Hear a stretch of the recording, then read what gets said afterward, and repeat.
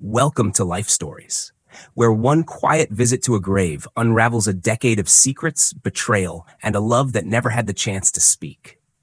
What would you do if you found a stranger crying at your child's grave, only to realize they're not a stranger at all? This is the story of a man who built an empire but lost everything that truly mattered, until a boy with familiar eyes shattered the walls he thought were protecting him. It's about the weight of silence, the cost of ambition, and the redemption we pray isn't too late to earn. If you've ever wondered whether people really change, or if the past ever stays buried, this one will stay with you long after the credits roll. Now, settle in. What you're about to hear isn't just a story, it's a reckoning. The sky over Summit Hollow was the color of bruised steel, and the cemetery wind carried the scent of pine and something older, grief that refused to fade. Richard Langston stood alone at his son's grave, the granite marker simple, unadorned, exactly as Caleb would have wanted. It was the 11th anniversary of his death, but time had done nothing to dull the ache. Richard's gloved fingers tightened around the single white rose he always brought, the petals already trembling in the breeze. His suit was tailored, his shoes polished to a shine that caught the weak sunlight, but inside, he was fraying.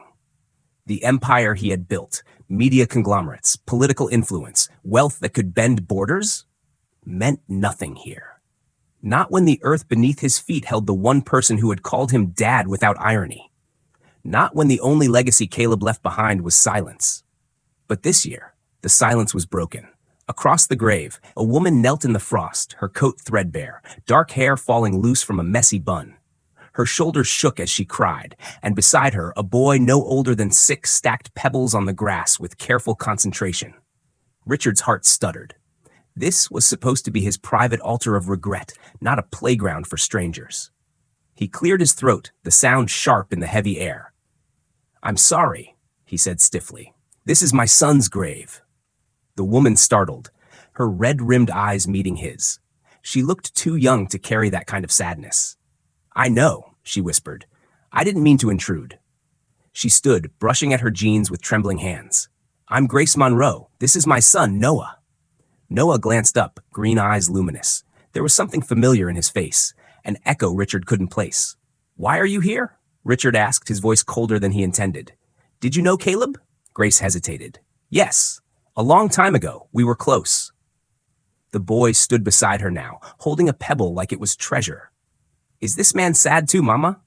That word, Mama, hit Richard like a blow to the chest. His gaze snapped back to Grace. "Why are you crying at my son's grave?"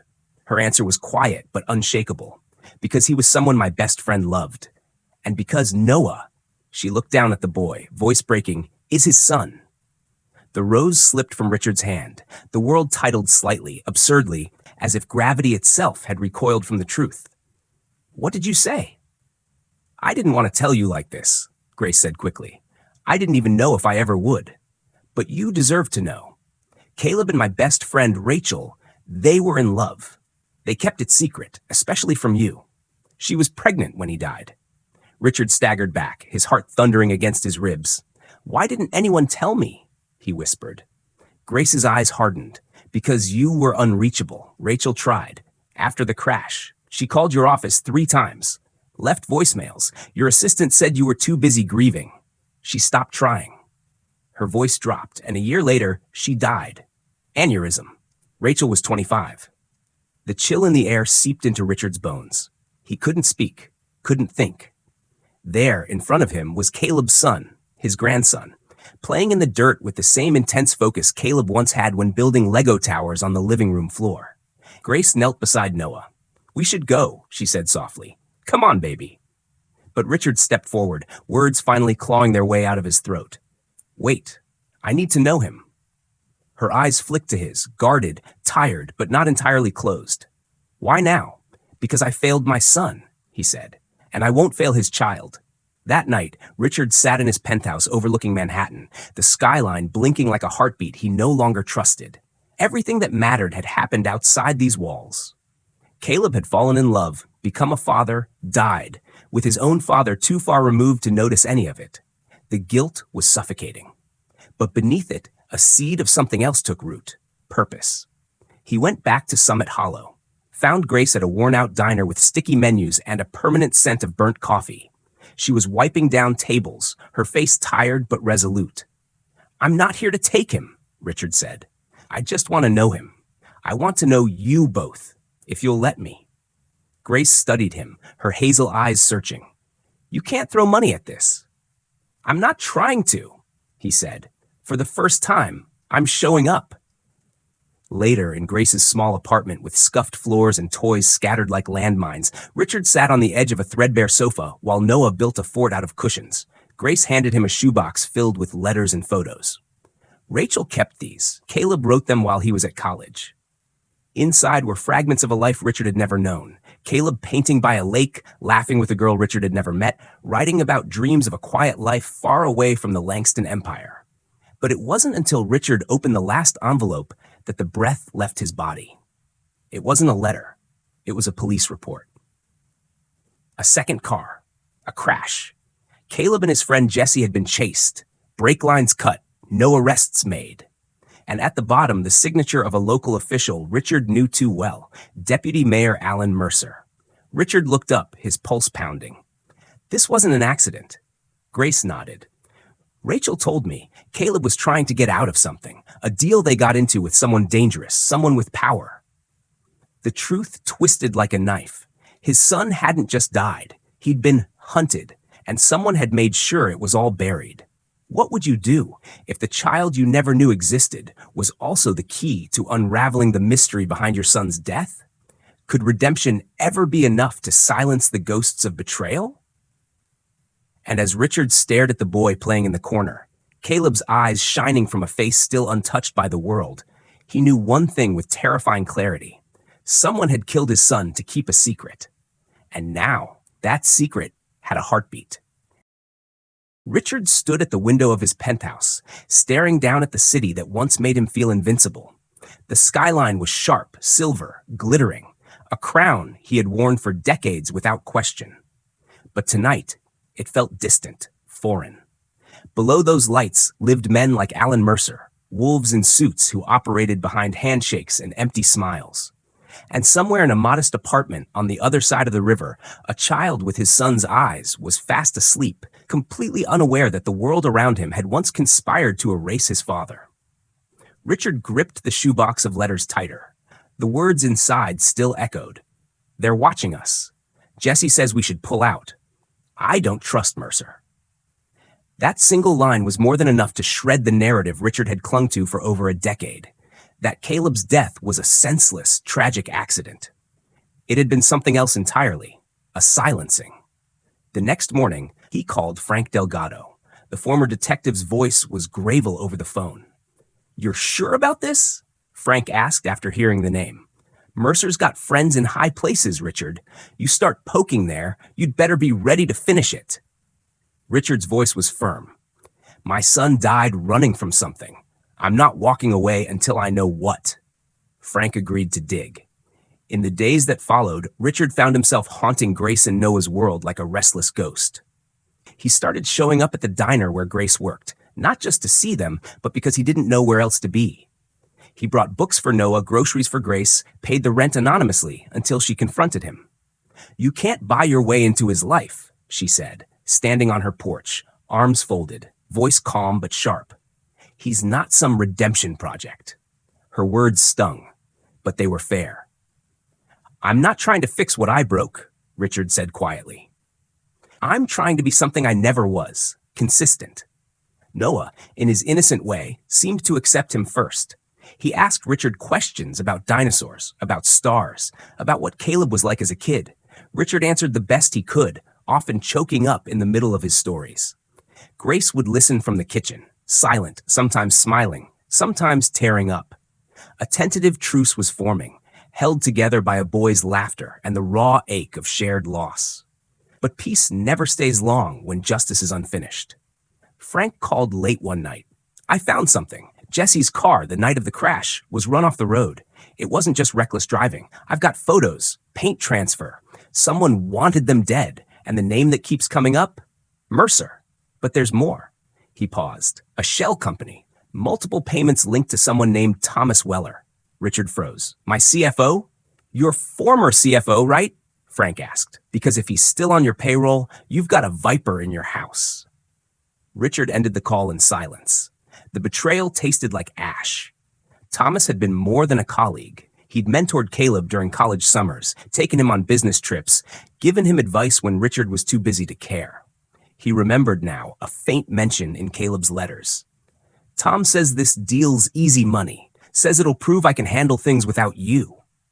Rage, guilt, and a sickening dread collided in Richard's chest.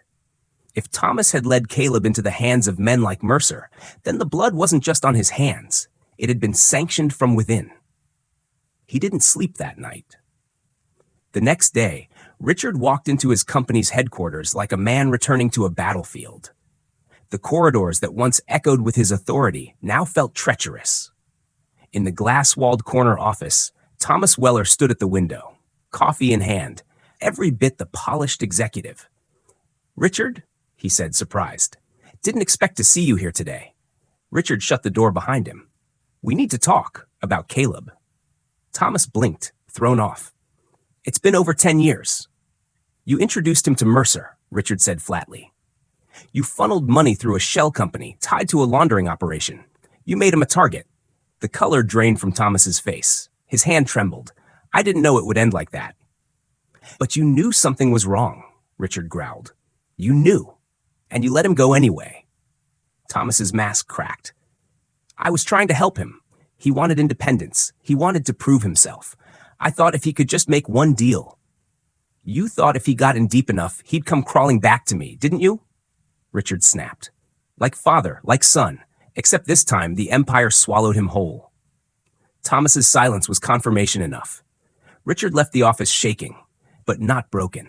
He had what he needed. Back in Summit Hollow, he sat in Grace's kitchen, the weight of the day pressing into his spine. She poured coffee, waiting. "Thomas Weller sold Caleb to Mercer," he said finally. "I think he believed he was helping, but he got him killed." Grace's face went still, like glass about to shatter. "Are you going to the police?"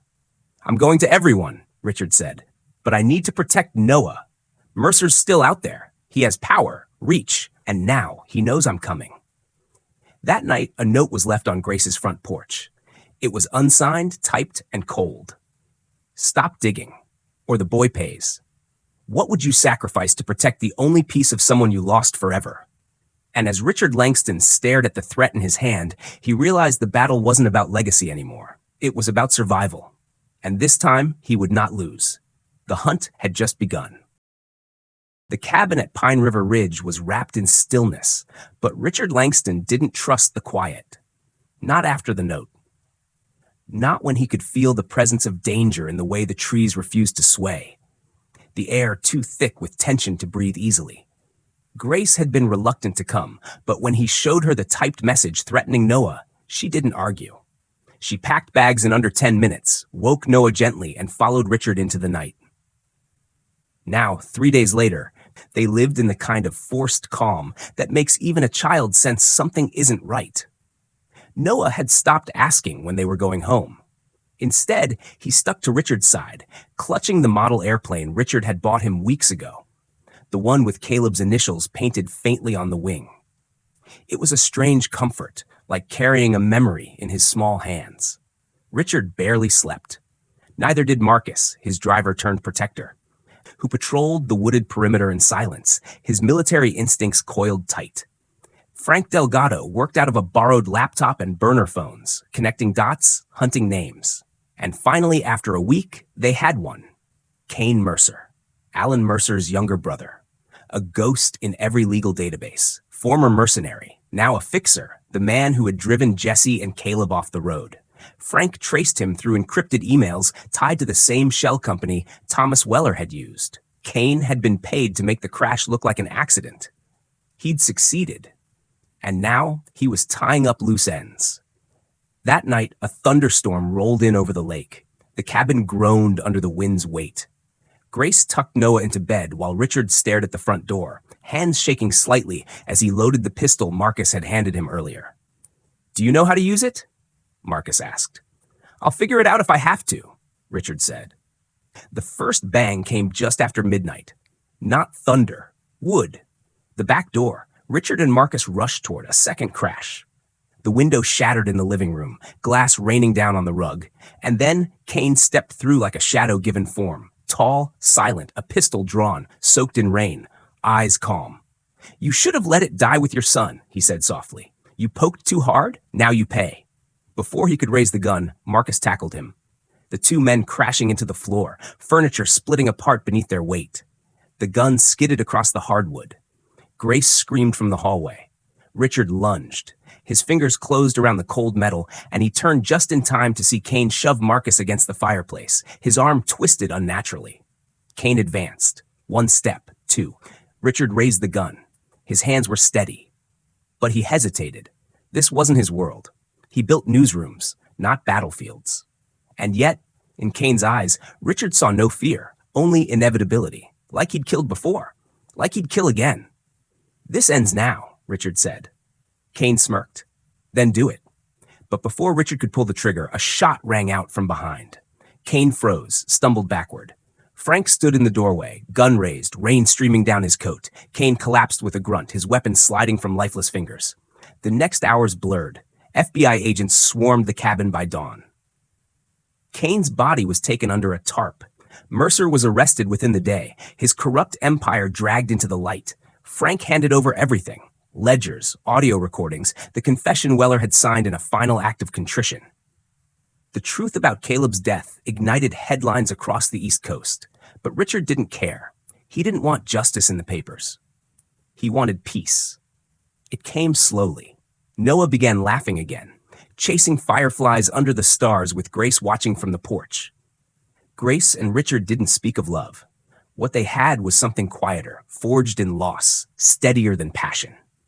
A shared promise that Noah would never carry the weight of their pain. Elizabeth came next. She arrived unannounced, a bouquet of sunflowers in one hand, a letter from Caleb in the other. She had found it, tucked inside an old journal in a box their mother had forgotten. The letter was addressed to her.